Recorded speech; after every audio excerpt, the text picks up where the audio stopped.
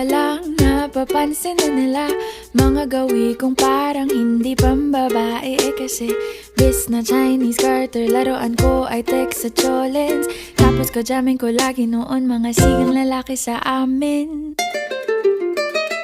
Nung ako'y mag-high school ay napabarkada sa mga bay. Curious na babae na ang hanap din ay babae. Sa halip na makeup kit, bit-bit ko ay gitara. Tapos pormahan ko lagi ay long sleeves na t-shirt at faded na lonta. Pero nung makilala kita, nagbagong bigla ang aking timpla. Natutuwa ko na magpariban at mag-ahit ng kilay at least once a month.